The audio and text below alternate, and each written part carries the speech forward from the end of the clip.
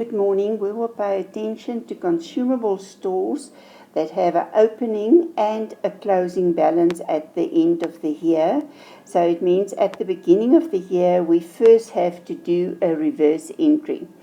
Stationery on hand at the 30th of April 2014, so that is the end of the previous year, was 200 Rand.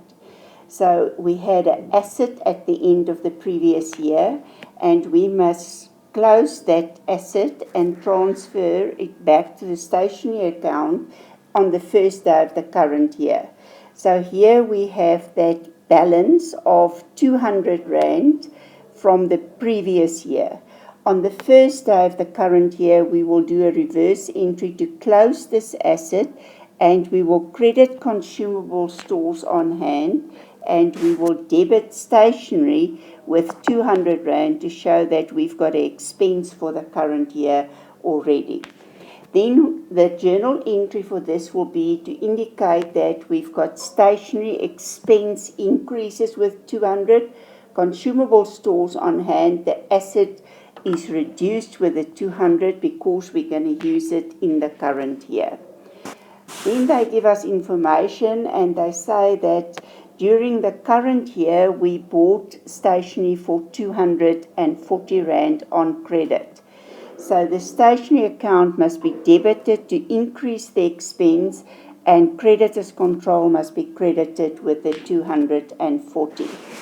In my stationery account, I will debit it with 240, and I will credit the liability to increase the liability and to increase the expense.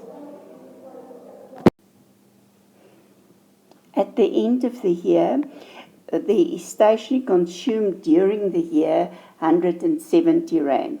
So that means that we did not use all the stationery that we had available, and this 170 must be transferred to the next financial year. So I will work out what is the total amount of stationery that we transfer to the consumable stores on hand. Read this entry carefully. They say stationery consumed, so they don't tell us that it is the total amount that's left over at the end of the year. If I look at my stationery account, the amount that will go to the profit and loss will be 170, the actual amount consumed, because that is our expense for the year. Then I will work out by balancing, so I will add up the 200 and 240, will give me a total of 440, minus the 170 will give me a balance of 270. And that 270 is what's left over at the end of the year. So I will transfer it to the consumable stores on hand at the end of the year. So consumable stores on hand will be debited and stationery will be credited with the 270 Rand. On the first day of the next financial year, we must do a reverse entry. So I've got a balance here now of 270. So I will credit consumable stores on hand, and I will debit stationery to show that our expense for the current year already increases with 270 because we will use this in the current year. So my stationery account is debited with the 270, and consumable stores on hand will be credited with the 270. What did we learn today?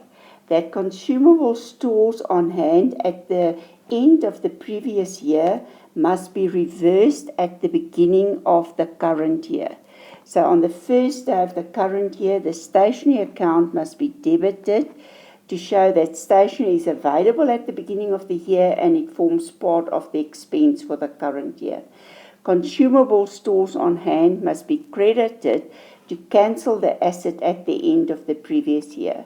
So if we have consumable stores on hand at the end of the previous year, it was an asset, and the reverse entry will be done in the stationery account on the debit side and consumable stores on hand on the credit side.